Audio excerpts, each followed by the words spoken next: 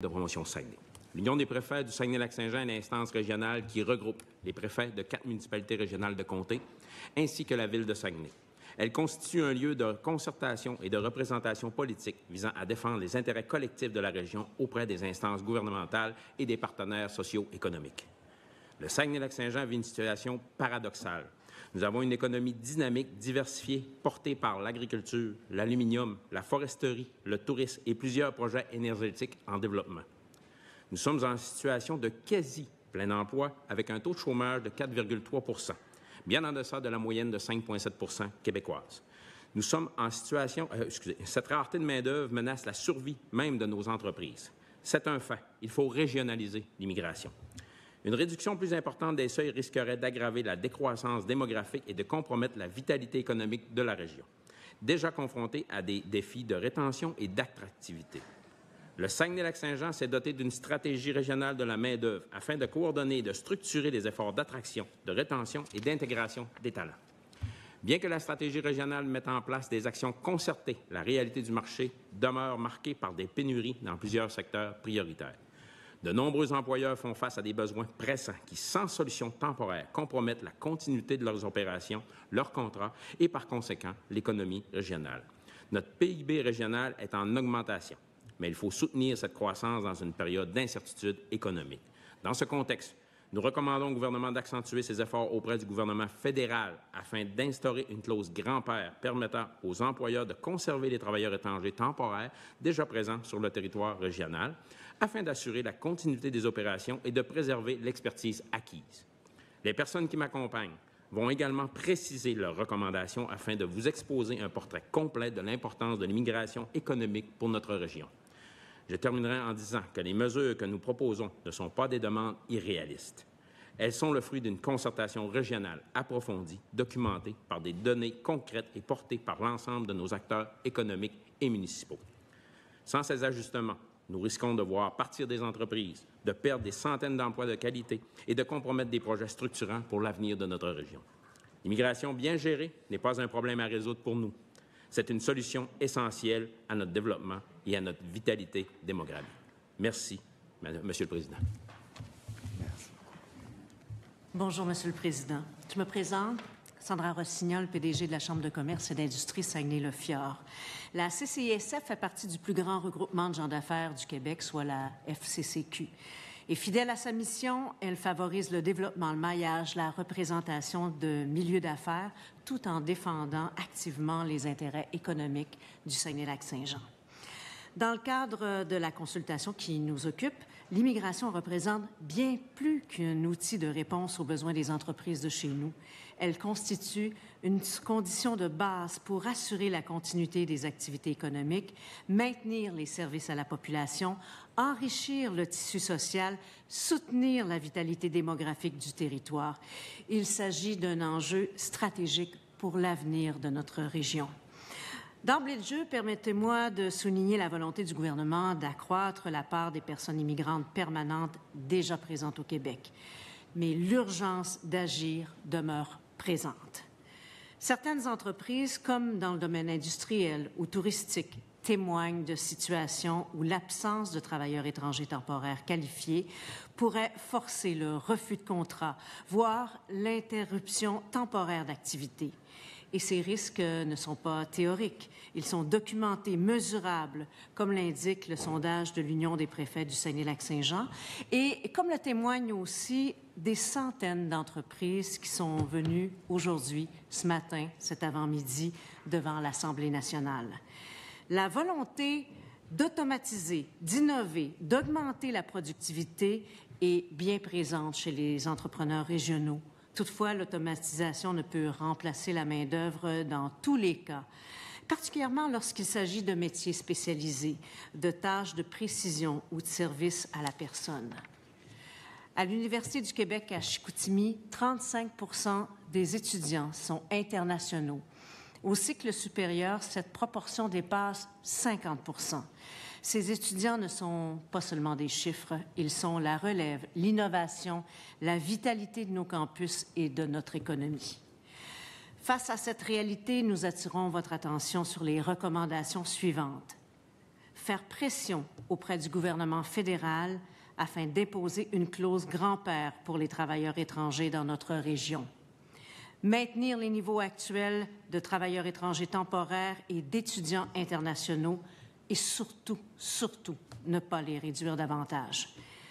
Et, vous l'avez entendu à plusieurs reprises au cours de cette consultation, améliorer la régionalisation de l'immigration. En 2024, seulement 1,1 % des immigrants permanents se sont établis au Saguenay-Lac-Saint-Jean, alors que nous représentons 3,2 % de la population québécoise. Le Saguenay-Lac-Saint-Jean fait face à des défis majeurs, une rareté de main-d'œuvre persistante, un vieillissement démographique, des difficultés d'attractivité et de rétention, ainsi qu'une pression accrue sur les entreprises et les établissements d'enseignement. Et j'aimerais attirer aussi votre attention, on en a parlé beaucoup, sur certains métiers où il est fortement en déficit. On parle de soudeurs, beaucoup de soudeurs, de mécaniciens, d'équipements lourds, de postes d'infirmiers, de techniciens en génie électrique et électronique, de machinistes ainsi. L'immigration, tant temporaire que permanente, s'impose comme un levier essentiel pour assurer la vitalité économique, sociale et démographique du Saguenay-Lac-Saint-Jean. Il faut trouver des solutions ensemble. Merci beaucoup, Monsieur le Président. Merci. Merci, Monsieur le Président. Je me présente, Claudia Fortin.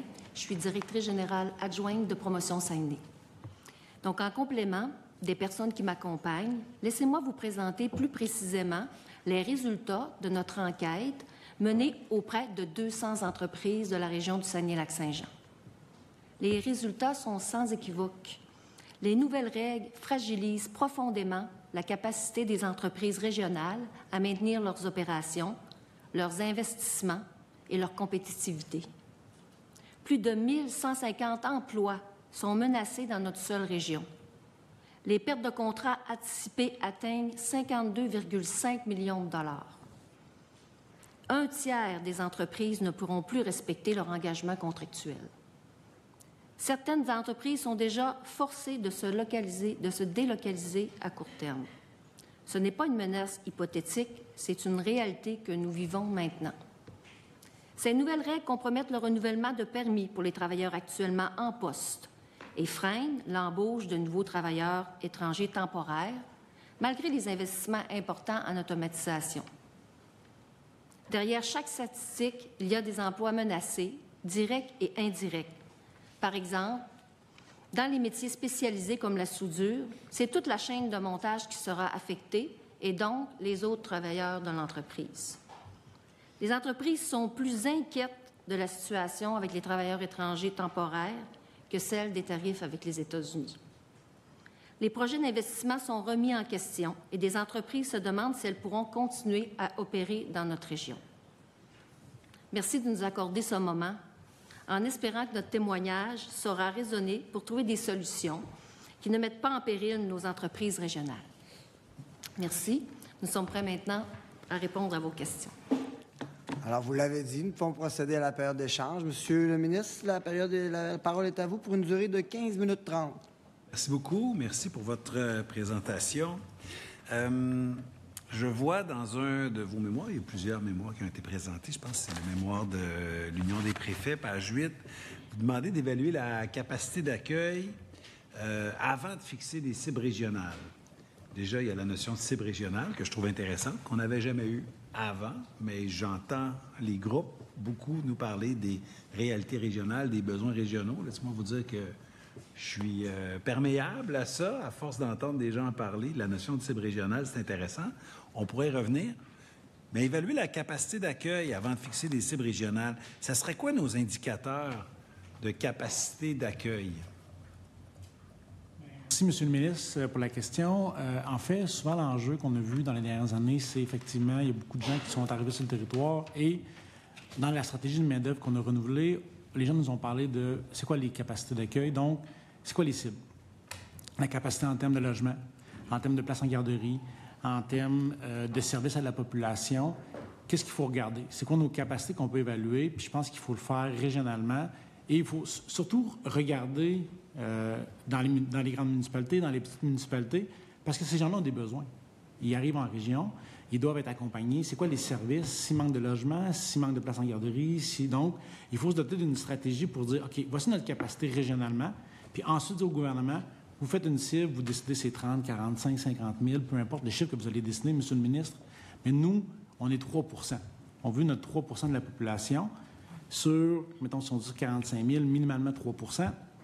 Mais après, il faut voir c'est quoi notre capacité, parce que je pense que c'est ça l'enjeu que vous voulez cibler. Avant de prendre un chiffre régional, voici notre capacité que nous, on peut accueillir pour que ces gens-là soient bien accueillis dans notre région. On les accueille déjà bien, mais on peut encore mieux le faire. Je ne sais pas si ça répond, M. le ministre. Absolument. Oui, oui, c'est intéressant, c'est intéressant. Il y a des... on peut penser que si on fait venir quelqu'un qui n'a pas de qualification, de diplomation, de profession particulière, vient s'installer ici, utilise notre capacité d'accueil. Si je fais venir quelqu'un qui vient travailler vraiment dans le domaine de la construction, qui aide à construire des logements, peut-être qu'il va nous aider à accroître notre capacité d'accueil. Si je fais venir des enseignants, qui va permettre de scolariser des enfants d'autres migrants, peut-être qu'il va accroître la capacité d'accueil. Donc, je trouve ça intéressant. Les gens nous mettent des mots dans la bouche. Là, on ne prétend pas que la pénurie de logements est causée par l'immigration ou que tous les enjeux de chômage sont causés par l'immigration. Ce qu'on dit, c'est que lorsqu'on est en situation de pénurie de logements, de chômage élevé chez les jeunes, de pénurie d'enseignants, bien, on ne peut pas faire venir 50, 100 000 personnes de plus. On n'est pas capable de loger les gens qui sont sur le territoire. Mais si on fait venir des gens, justement, qui viennent enseigner, qui viennent construire, qui viennent travailler parce qu'ils viennent répondre à un enjeu très précis sur le marché du travail, on a un bon pairage, bien à ce moment-là, peut-être que dans 1 an, dans 2 ans, notre capacité d'accueil va même augmenter.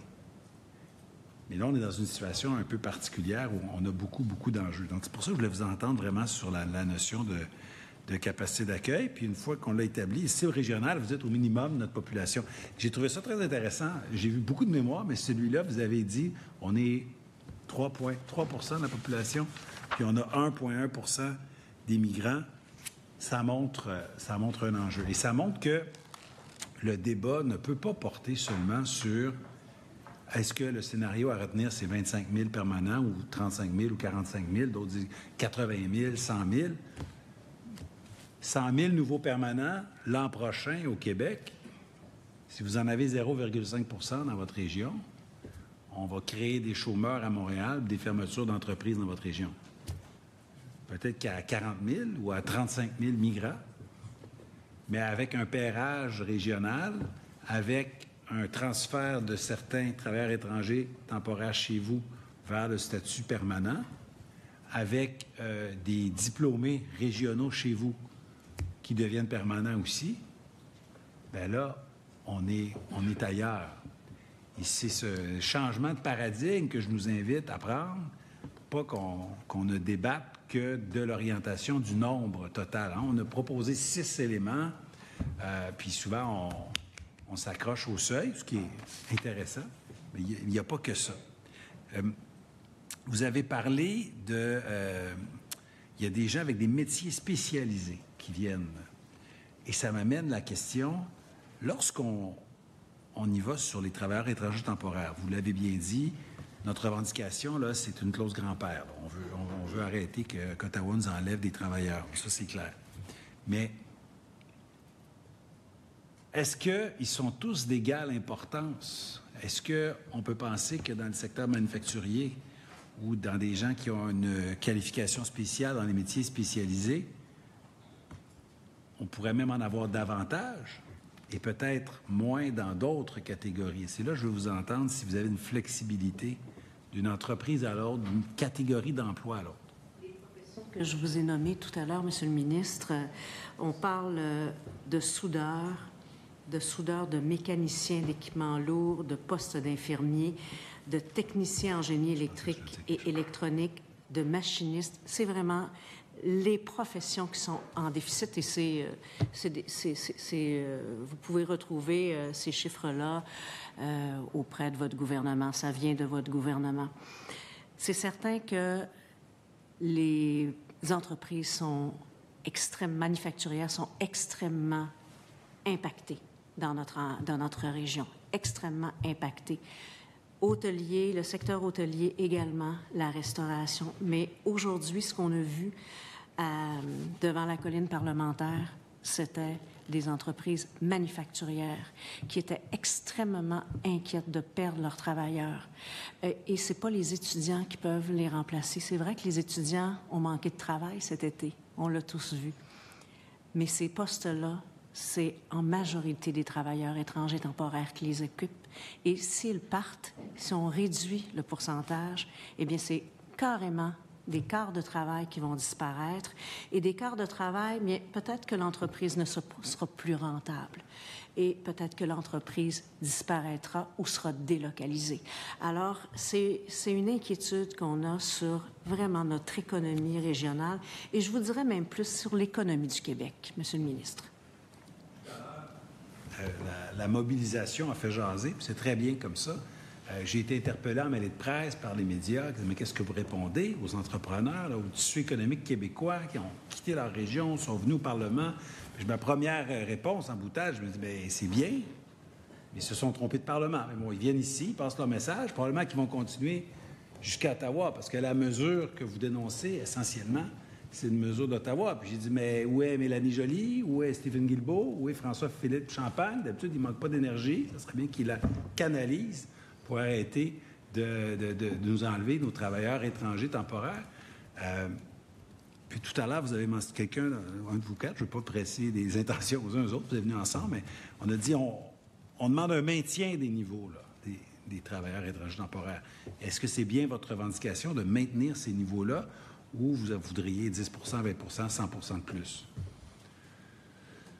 Bon, Monsieur le ministre, vous avez tout à fait raison. On demande un maintien actuel. On veut le statu quo sur cette mesure-là. Vous avez mentionné qu'on devrait aller au Parlement fédéral pour faire cette demande-là. C'est bien évident que ça fait partie, mais ce qu'on est venu chercher aujourd'hui, c'est aussi un appui de votre part, justement, pour faire intervenir le fédéral à ce moment-là. Fait que c'est clair que oui, il va y avoir des démarches qui vont être faites en ce sens-là, mais la première étape était de venir ici aujourd'hui, justement, pour vous en parler. Bien, c'était une boutade. Je suis content de voir. De toute façon, on fait une planification pluriannuelle. On invite les groupes. On est bien content que vous soyez venus, là. Évidemment qu'on voulait vous entendre de toute façon. Puis la réponse, c'est oui, vous l'avez, notre appui. Comme je dis, j'ai fait plusieurs interventions publiques, mais aussi directement dans des appels privés. Puis dans des lettres officielles, on dit que les paroles s'envolent, les écrits restent. Les écrits sont là pour rester. Je sais même que les premiers ministres se sont parlé à ce sujet-là. Donc, ça s'est rendu au plus haut niveau. Je pense que j'ai des collègues qui veulent intervenir. Je vois que ma collègue me fait signe. Si vous permettez, Madame... Oui, Madame la Présidente, peut-être au sujet de la francisation, je ne sais pas. Merci. Député, la parole est à vous. C'est correct. Je suis partante pour la question, mais je trouve intéressant ce côté-là. Vous avez dans votre mémoire, vous mentionnez que la dépendance des entreprises locales envers la main-d'œuvre est dépendante. Et en fait, je m'excuse, hein, c'est en train de s'explique justement par la difficulté de recruter localement. Ça, moi, ça me... Comment je dirais ça? J'ai une question un peu étrange là-dessus, peut-être. C'est un petit peu étrange la question que je vais vous poser par rapport à ce constat-là. Mais comment vous arrivez à le voir? De quelle façon vous êtes capable de l'affirmer qu'il y a une... Parce que localement, on n'est pas intéressé par ce genre de travail ou... Bien, je peux répondre. Mais député, en fait, lorsqu'on va chercher un travail étranger temporaire, c'est parce qu'on n'a pas eu la capacité de recruter chez nous. Donc, il n'y a pas une personne localement qui a appliqué sur le poste. C'est sûr qu'on aimerait que les gens travaillent dans nos entreprises, mais actuellement, c'est impossible.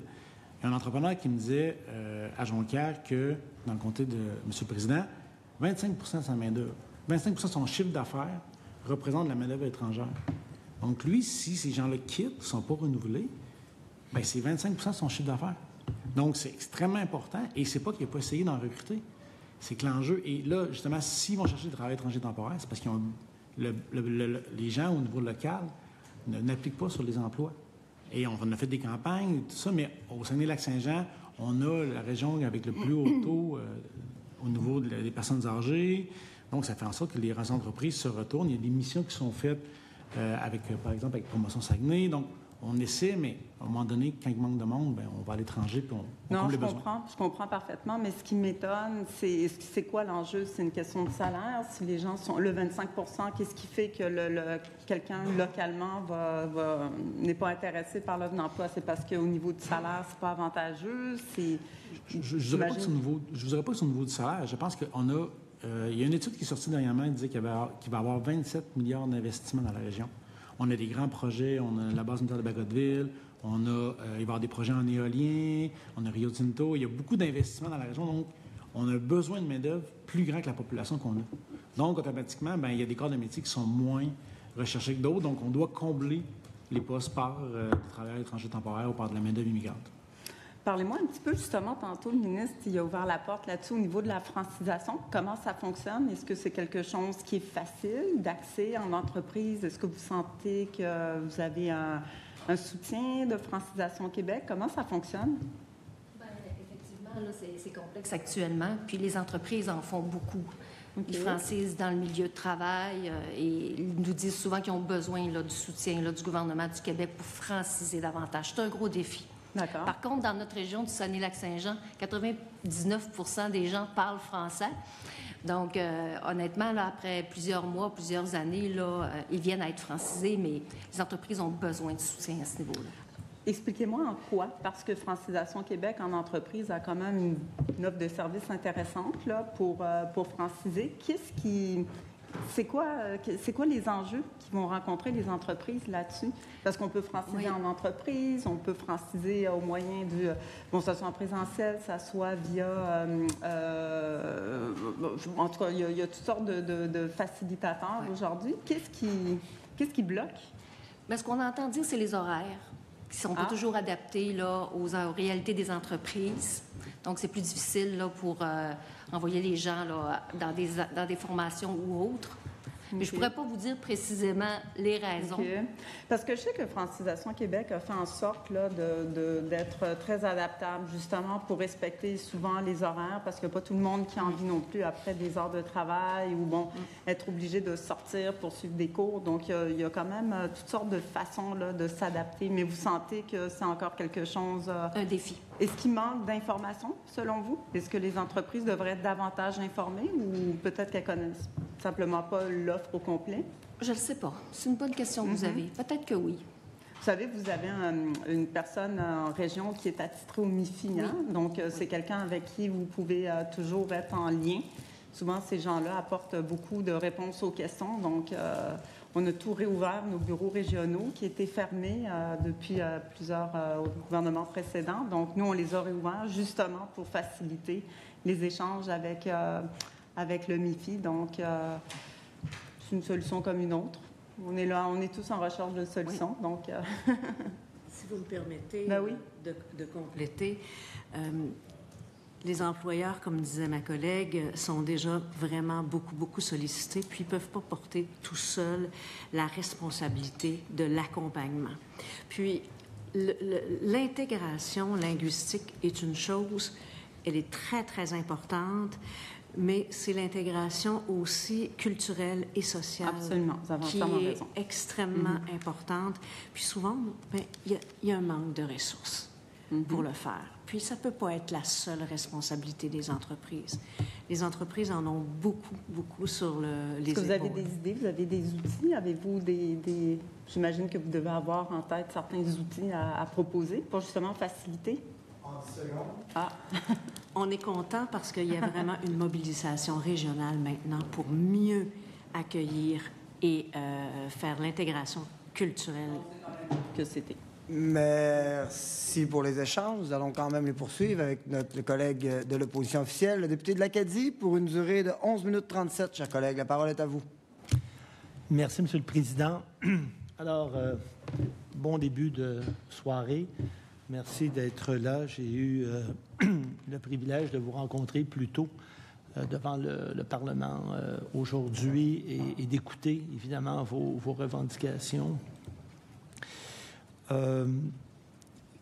Ça vous dit quoi, vous, des forums régionaux, une décentralisation et la régionalisation de la planification en immigration? Est-ce que c'est quelque chose que vous voyez d'une façon positive? Oui, merci, M. le député. Effectivement, je pense qu'on a parlé avec M. le ministre tantôt qui a parlé de mettre des cibles au niveau de s'assurer que, justement, il y a une capacité d'accueil, mais également d'avoir une régionalisation. C'est aussi dans les décisions, dans le sens qu'on doit informer le gouvernement de nos besoins, de notre réalité. Puis, on a des secteurs prioritaires, comme Mme Rossignol l'a mentionné tantôt. Donc, effectivement, puis il faut arrimer ça aussi avec les besoins. On n'a pas parlé beaucoup. Hein. Le ministre était aussi ministre de l'Éducation à une certaine époque. Bien, l'arrimage avec la formation. Je pense qu'il faut aussi un arrimage avec la formation lorsqu'il y a des besoins pour aller cibler ces besoins de formation-là au niveau des étudiants pour qu'il y ait un arrimage avec les besoins des entreprises et les besoins de la société parce qu'on ne s'en sortira pas sinon. Donc, ça va prendre un arrimage autant au niveau d'établir les besoins et un arrimage au niveau régional. Merci. Là, je comprends que vous avez des enjeux avec, en fait, l'absence de planification dans toute la question des travailleurs temporaires étrangers parce que les règles changent tout le temps. Elles changent au fédéral, elles changent au provincial. Ça improvise pas mal, puis vous, ça ne vous aide pas. À ce niveau-là, une véritable régionalisation puis une planification régionale en tenant compte, par exemple, d'indicateurs économiques, parce qu'il n'y en a pas un qui est le même dans toutes les régions, est-ce que ça vous aiderait? C'est clair que ça nous aiderait. Puis c'est un peu le but de la régionalisation. C'est que chacun il va avec ses vecteurs à lui pour mettre en place cette stratégie-là. Je me permets un peu de revenir sur tantôt. On a des problématiques au niveau de la francisation, de l'intégration de ces gens-là, parce que ces organisations-là sont sous-financées souvent. Fait qu'à partir de là, c'est difficile de mettre en place ce genre de stratégie-là, puis de voir un peu plus loin que juste le lendemain. Parce que, oui, il y a le facteur employé, mais il y a tout le facteur humain aussi, à partir de là. Ces gens-là, on les a déjà accueillis. Ces gens-là, on les a déjà mis en place. On a déjà investi en eux. Puis eux investissent en nous, ils investissent du temps, ils investissent une confiance. Elle va disparaître, cette confiance-là. Puis c'est pour ça que c'est important que ce soit nous, à petite échelle, qui puissent mettre en place ces cibles-là, parce que c'est nous, sur le terrain, qui savons c'est quoi nos besoins. Là, je comprends que dans votre région, vous avez déjà un nombre de travailleurs temporaires étrangers. J'imagine que c'est variable, mais est-ce qu'il y en a qui sont chez vous depuis plusieurs années? Oui. Oui, il y a des travailleurs étrangers qui sont là depuis plusieurs années. Il y en a qui demandent des renouvellements. Il y a des gens qui veulent revenir. C'est clair que, oui, ça bouge quand même avec les projets qu'on a. On ne se le cachera pas, on n'est pas nécessairement une grande région. Mais on a beaucoup de projets.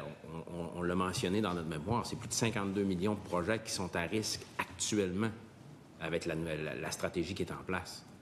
Oui, c'est ce que j'ai compris. Donc, 52 millions de dollars, les nouvelles règles fragilisent, perte de contrat. Oui. Donc, beaucoup d'enjeux. Ces travailleurs temporaires étrangers, chez vous, ils ont déjà des logements, ils ont des endroits où ils restent? Il n'y a personne qui couche dehors chez nous. Ils sont tous logés, ils sont tous nourris, ça va bien, ils sont bien intégrés, même qu'ils participent aux activités, parce qu'on les fait participer à ces activités-là, parce que souvent, travailleurs étrangers, oui, de 8 à 4, ça fonctionne, mais la fin de semaine, on s'assure qu'ils fassent partie de la vie active de nos communautés. Ça, c'est important aussi pour eux puis pour nous. Comprendre aussi ces gens-là puis qu'ils comprennent aussi notre culture parce que c'est un mélange qu'on crée actuellement. Là. Donc, vous êtes capable, au fond, de les intégrer. C'est clair. Ça ne pose pas d'enjeu.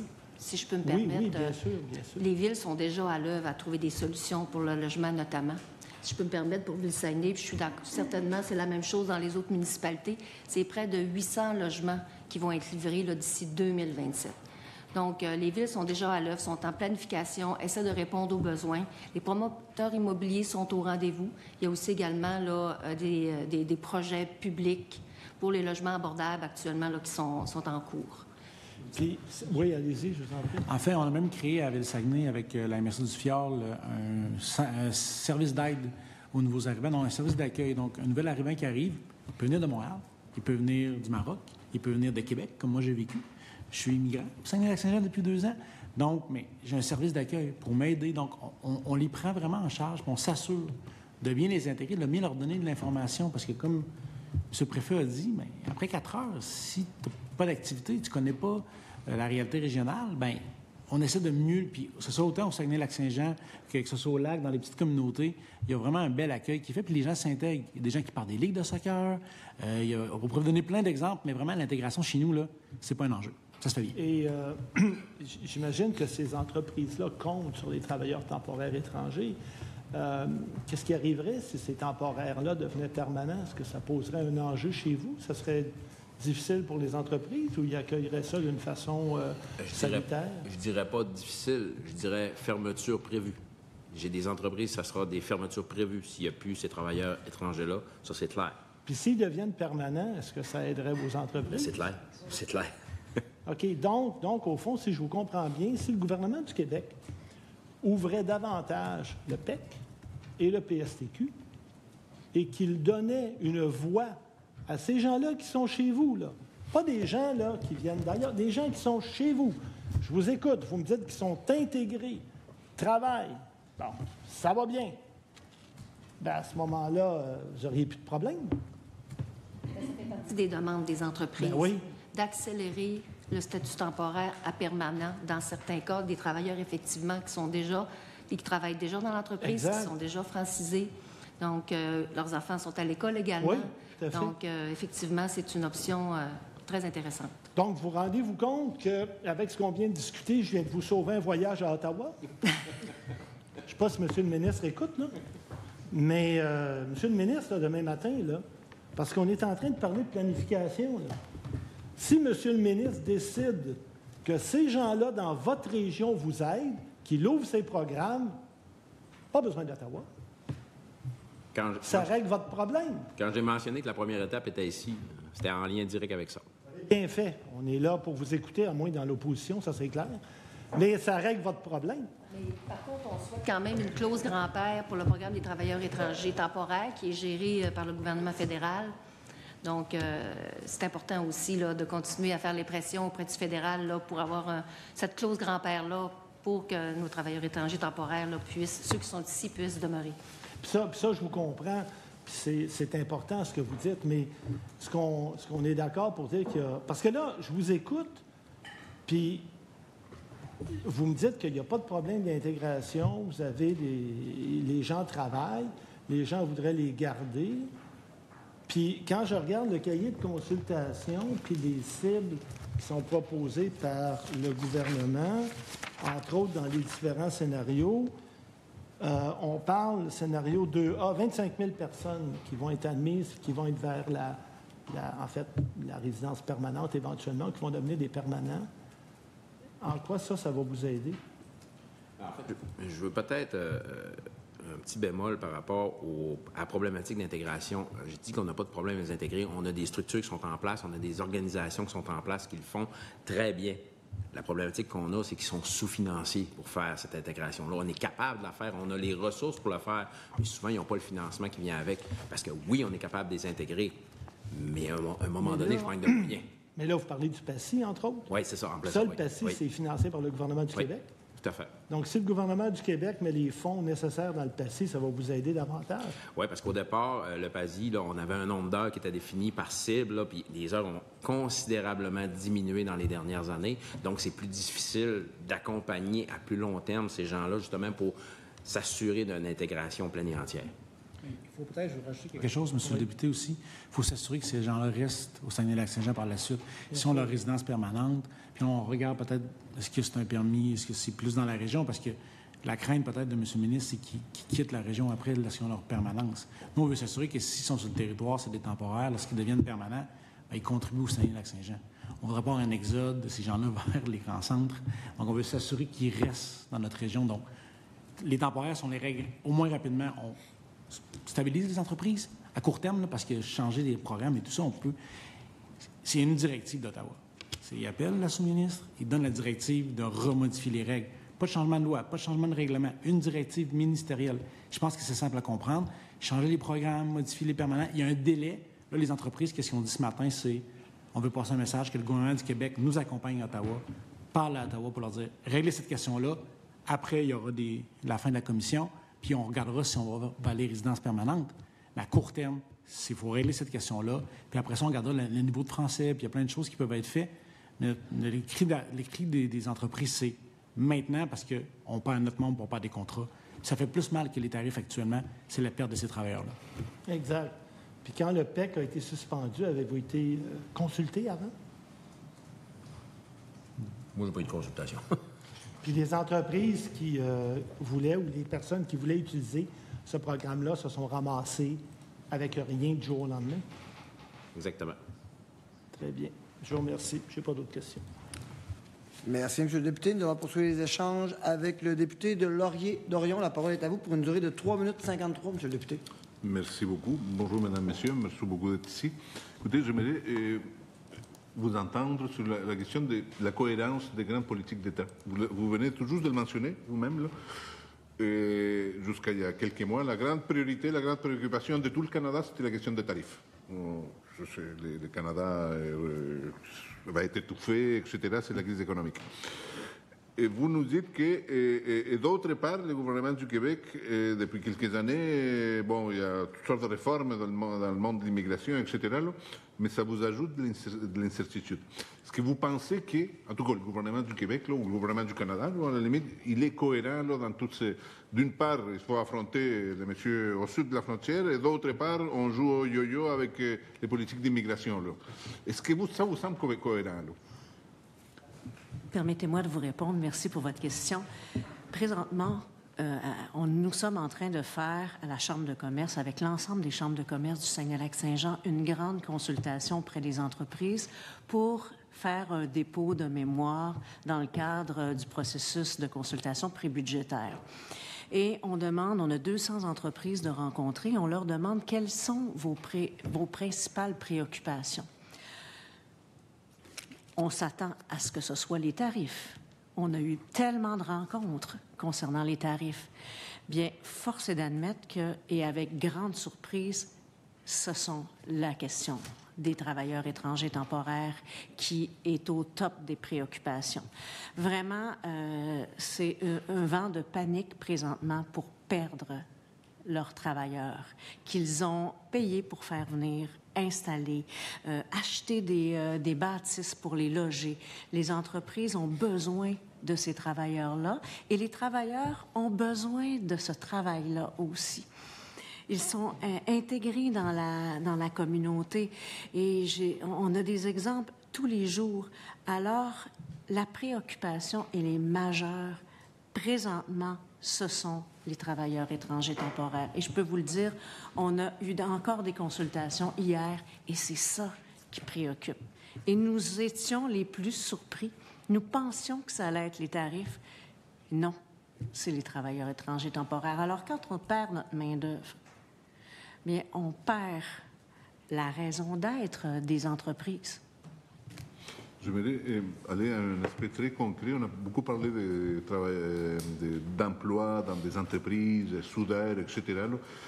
Un aspect qui a moins été, on a moins entendu, on l'a entendu mais moins, c'est tous les emplois. Est-ce qu'il y a une pénurie de main-d'œuvre dans les services publics, soit dans les établissements de la santé, les systèmes scolaires, les municipalités? J'aimerais vous entendre.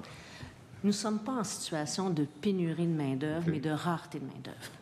Et tous les secteurs sont touchés. Mais évidemment, il y a des secteurs qui sont davantage touchés. Tout le monde peut manquer de main-d'œuvre qualifiée. C'est ça qui manque, de la main-d'œuvre qualifiée. Et au Saguenay-Lac-Saint-Jean, on a un bassin de main-d'œuvre plus éloigné du marché du travail qu'on tente aussi par toutes sortes de programmes gouvernementaux de réintégrer dans le marché du travail. Mais c'est plus difficile. Donc, la rareté de main-d'œuvre, elle touche tous les secteurs d'activité, mais prioritairement les secteurs où on vous a mentionné tout à l'heure, avec des métiers plus spécifiques, qui sont des métiers où le gouvernement même a identifié par région qui sont plus problématiques.